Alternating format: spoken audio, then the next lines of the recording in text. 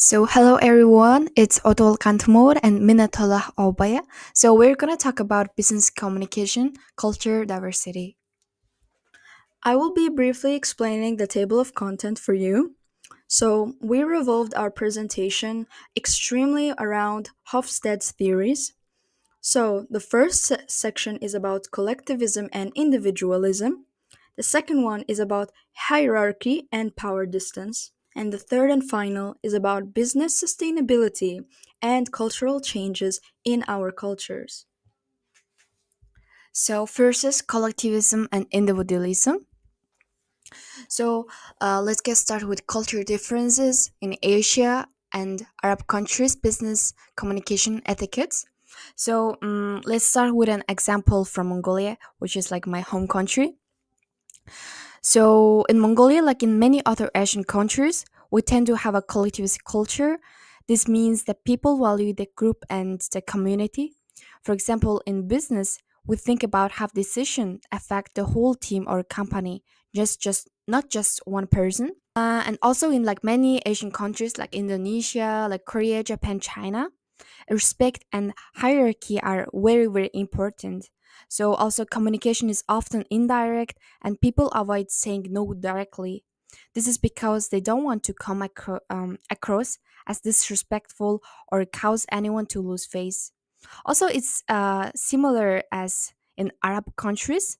Most Arab countries, respect and loyalty are highly valued, and business relationships are based on trust.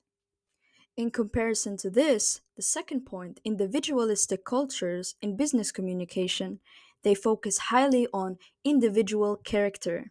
So they value self awareness, self reflection, and your personal issues are taken into account. For instance, they may bring up issues of mental health in the work. They also value your opinion very highly, and this is not common in collectivist cultures. It also brings us to our third point, which is how religion affects business communication. This is extremely important in Arab countries, as an example, like Tunisia, because religion is a very major point of business etiquettes. For instance, men and women communicate differently with each other. Also, fashion is taken into account highly. People are expected to dress a specific way in collectivist cultures.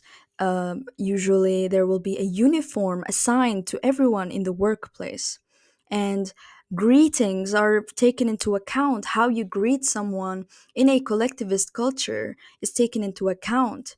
Asian countries, for instance, they avoid handshakes as it is seen as disrespectful, but instead they would bow down. In Arab countries, men are not allowed to handshake or make physical contact with women, as it is seen as disrespectful for the religion.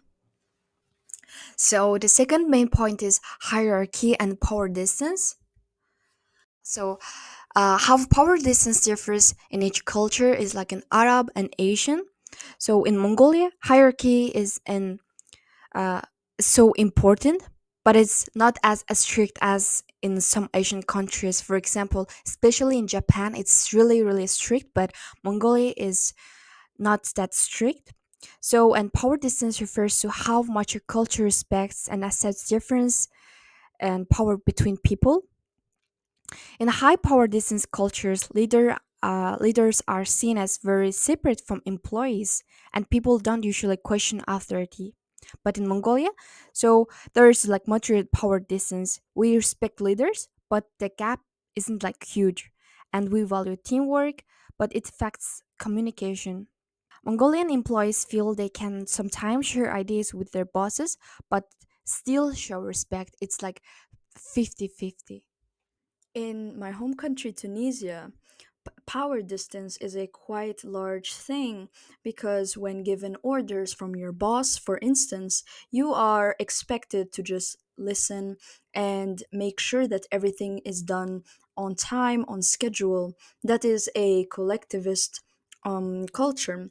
And power distance really affects business communication in Arab countries because in some instances you need to do that teamwork, it is very important. But if there is that awkwardness or that space you feel between you and your coworkers or you and your managers, it will make your business skills really weaker. And the third point I will be talking about is how negotiation skills specifically are affected by power distance. If you feel like you are not able to express or explain your opinions on certain things that are important for the company and for your work, this will lead to negative results. The third point we will talk about is business sustainability and cultural changes over time. So, a lot of businesses in the world, they always consider, how can my company sustain over time? How can I sustain high values and high products, and how can I sustain a high revenue over time? This is an important topic, but in a lot of our cultures and countries, it is different how businesses consider it. Business sustainability in Asian and Arab cultures. So, in Asian country, in Mongolia, sustainability is becoming more important in business. So, but it's still a never idea. So, for Mongolians, long-term planning is not always a priority. Instead, we often focus on immediate goals. In Asian cultures, long-term orientation is more common. Like we think about the future and how decisions today affect it. In Mongolia, we're starting to learn from this approach, and business sustainability is still like growing like day by day, and people are becoming more aware of the need to protect resources for future generations.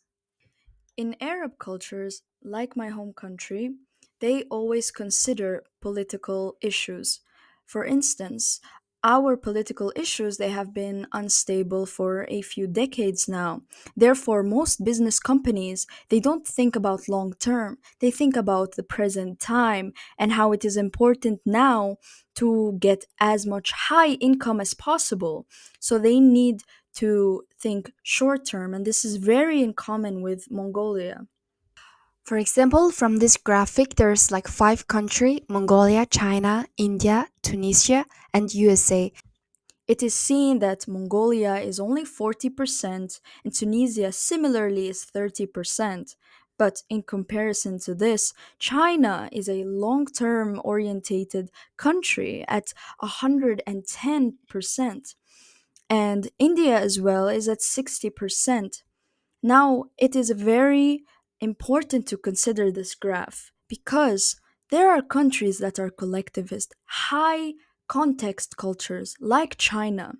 They really, really value group respect, but countries like USA are individualistic, highly individualistic. Now, our home countries, Tunisia and Mongolia, they are collectivist, but a lot of people have said that we are considered in the middle. We are not so close minded, but we have a lot of open mindedness. This brings us to our next point, which is how our cultural businesses communication changed over time. So Mongolia's business communication style has changing like over time. We are like more becoming open-minded, especially like among younger generations who interact with different culture through media. And we all know media has a strong influence in our culture. It helps introduce new ideas and practices. Formality and informality are both present in our business culture, where we balance respect with friendliness. In recent like years, like maybe in 5 recent years, Mongolia has also adopted some Western practices, like a more casual way of communicating in some businesses, while still keeping traditional respect for hierarchy. It is the same in Mongolia. We have adopted many Western practices, and this is because of our need and want to fit in with the individualistic cultures. We have seen such high successes from respecting and valuing individual aspects of ourselves, that Tunisia has changed over time and became very open. This is also extremely because of the upgrades and the influence of media in Tunisian culture. Now most people, they really value and respect that you voice your opinion in business communication. And that brings us to the end of our presentation. We will conclude it by explaining how business communication it is very different in many cultures. It, so it differs whether a culture is collective or individualist, and how hierarchy is significant and the processing of business sustainability. It is very important to remember and recognize that cultures are always open to change, and this shows that we want to upgrade our business communication etiquette in the future. Thank you for your attention. Thank you. Thank you for your attention.